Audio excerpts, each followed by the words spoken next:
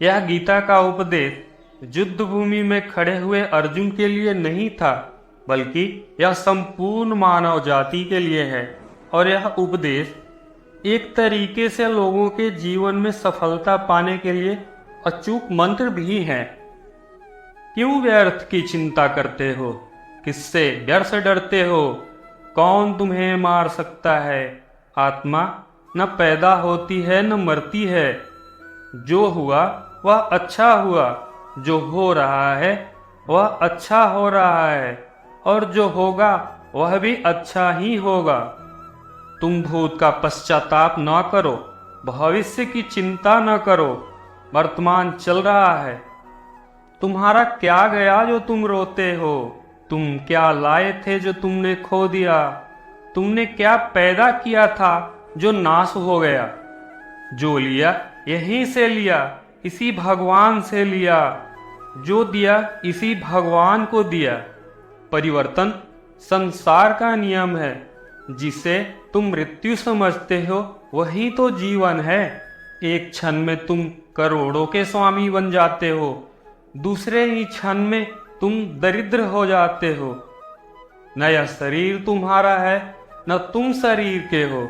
यह अग्नि, जल, वायु, पृथ्वी, आकाश से बना है और इसी में मिल जाएगा। परंतु आत्मा स्थिर है।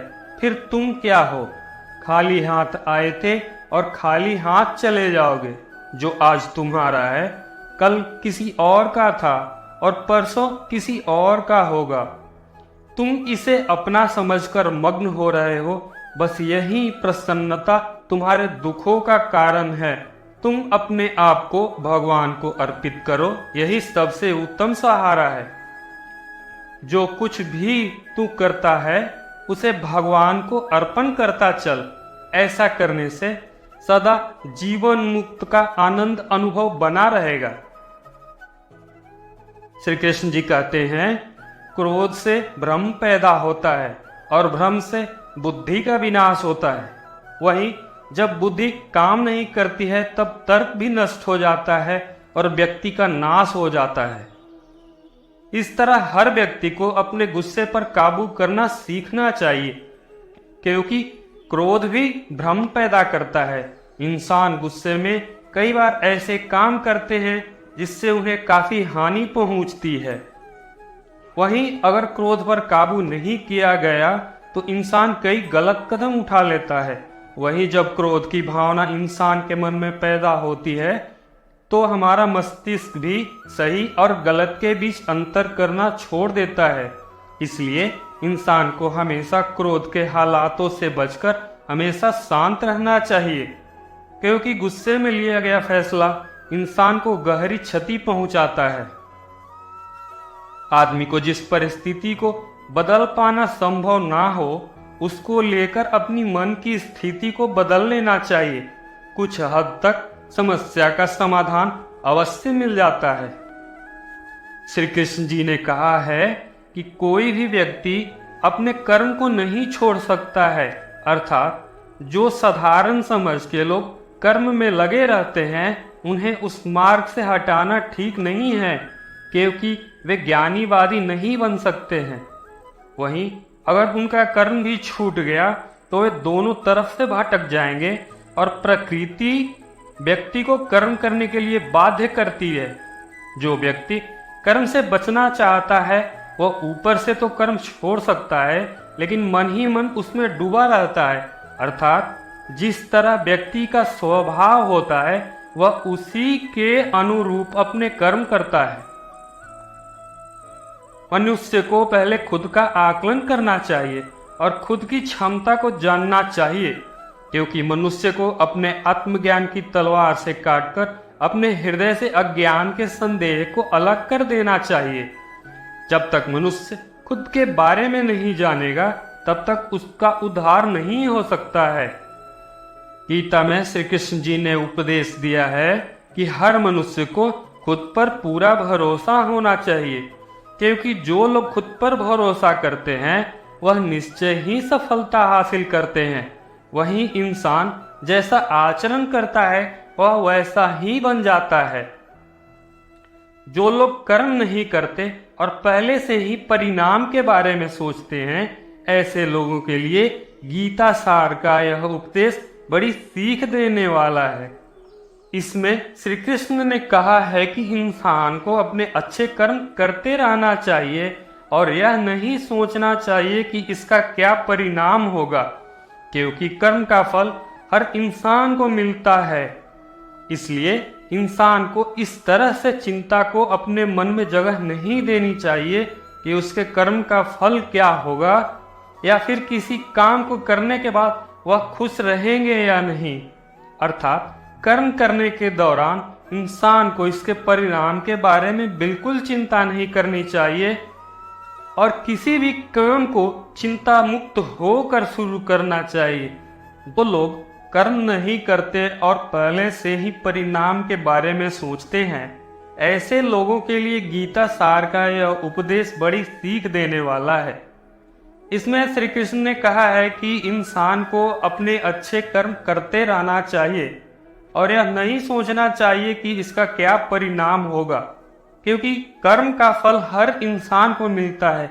इसलिए इंसान को इस तरह की चिंता को अपने मन में जगह नहीं देनी चाहिए कि उसके धर्म का फल क्या होगा, या फिर किसी काम को करने के बाद वह खुश रहेंगे या नहीं। अर्थात कर्म करने के दौरान इंसान को इसके परिणाम के बारे में बिल्कुल भी चिंता नहीं करनी चाहिए। किसी भी काम को चिंता मुक्त होकर शुरू करना चाहिए। मनुष्य के सुख और दुख में मन की स्थिति एक जैसी नहीं रहती है।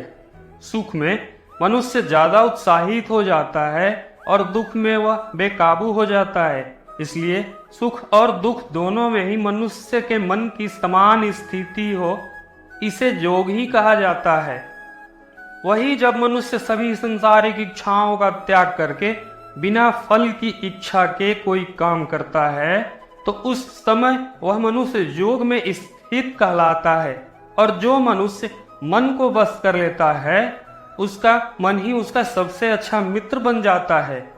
लेकिन जो मनुष्य अपने मन को वश में नहीं कर पाता है, इसके लिए वह मन ही उसका सबसे बड़ा दुश्मन बन जाता है।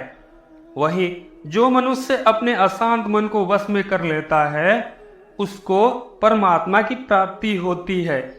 और जिस मनुष्य को ज्ञान की प्राप्ति हो जाती है, उसके लिए सुख दुख, सर्दी गर्मी और मान अपमान सब एक समान हो जाते हैं। ऐसा मनुष्य स्थिर चित्त और इंद्रियों को बस में करके ज्ञान द्वारा परमात्मा को प्राप्त करके हमेशा संतुष्ट रहता है। गीता सार के इस उपदेश को अगर कोई भी व्यक्ति अपने जीवन में पालन करे तो निश्चय ही वह एक सफल व्यक्ति बन सकता है। जो लोग पूरे विश्वास के साथ अपने लक्ष्य को पाने का प्रयास करते हैं, वह निश्चय ही अपने लक्ष्य को पा लेते हैं। लेकिन मनुष्य को अपने लक्ष्य को हासिल करने के लिए लगातार चिंतन करते रहना चाहिए।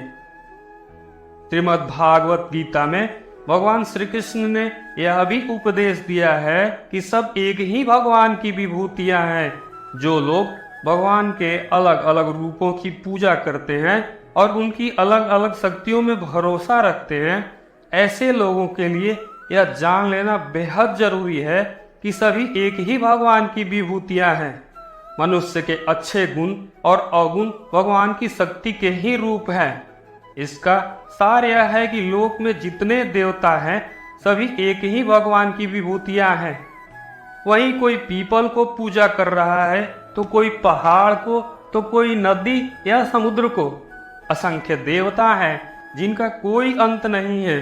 लोग अपनी अपनी आस्था के मुताबिक देवी देवताओं के अलग अलग स्वरूपों की पूजा करते हैं, लेकिन सभी एक ही भगवान की विभूतियां हैं। गीता में भगवान श्री कृष्ण ने यह भी उपदेश दिया है कि जो लोग सच्चे मन से भगवान की आराधना करते हैं और अपना पूरा ध्यान भगवान की भक्ति में लगाते हैं, वे लोग पूर्ण सिद्ध जोगी माने जाते हैं।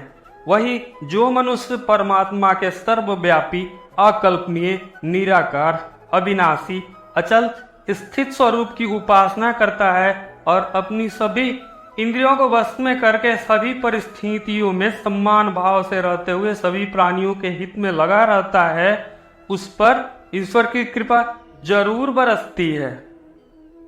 लोग अपने काम को मन लगाकर करते हैं और अपने काम में खुशी ढूंढ लेते हैं, वो लोग निश्चय ही सफलता प्राप्त करते हैं।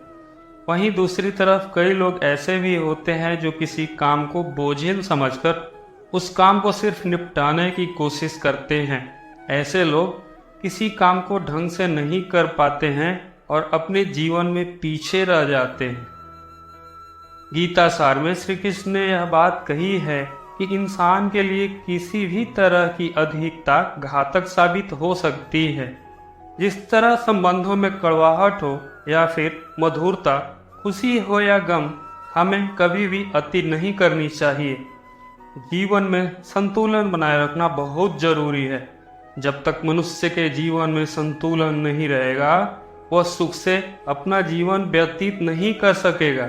अर्थात मनुष्य को जरूरत से ज्यादा कोई भी चीज करने से बचना चाहिए और अपनी जिंदगी में संतुलन बनाकर रखना चाहिए। श्री कृष्ण ने गीता सार में उन लोगों के लिए इस उपदेश के माध्यम से बड़ी सीख दी है जो लोग दूसरी की भलाई पर ध्यान नहीं देते और सिर्फ अपना मतलब साधने में लगे रहते हैं। उन लोगों का कभी भला नहीं होता। आपको बता दें कि इंसान का स्वार्थ उसे अन्य लोगों से दूर ले जाकर नकारात्मक हालातों की तरफ धकेलता है, जिसके चलते व्यक्ति अकेला रह जाता है। वही गीता में यह भी कहा गया है कि स्वार्थ शीशे में फैली धूल की तरह है, जिसकी वजह से व्यक्ति अपना प्रतिबिंब भी नहीं देख पाता। वहीं अगर आप चाहते हैं कि आप भी अपना जीवन खुशी पूर्वक व्यतीत करें, तो इसके लिए यह जरूरी है कि आप अपने स्वार्थ को कभी अपने पास नहीं आने दें, क्योंकि स्वार्थी मनुष्य दोस्ती भी सिर्फ अपना स्वार्थ निकालने के लिए ही करता है। आपने अक्सर यह सुना होगा कि जिसका कोई नहीं होता उसका भगवान होता है। गीता सार में भी यह कहा भी गया है कि ईश्वर हमेशा मनुष्यों का साथ देता है। वहीं जब व्यक्ति इस प्रभावशाली सत्य को मान लेता है तो उसका जीवन पूरी तरह बदल जाता है। सृष्टि निर्माता ईश्वर ही है जो संपूर्ण जगत को चला रहा है। वहीं इंसान तो बस ईश्वर की हाथ की एक कठपुतली है। इसलिए इंसान को कभी अपने भविष्य या फिर अतीत की चिंता नहीं करनी चाहिए, क्योंकि हर विकट परिस्थिति में ईश्वर इंसान का साथ देता है और उसे मुश्किल से बाहर निकालता है। इसलिए हम सभी को ईश्वर पर भरोसा रखना चाहिए। मनुष्य को चाहिए कि भगवान कृष्ण के द्वारा कहे गए इन उपदेशों को अपने जीवन में धारण करके अपने कर्म के साथ ही भगवान की भक्ति में लीन रहना चाहिए।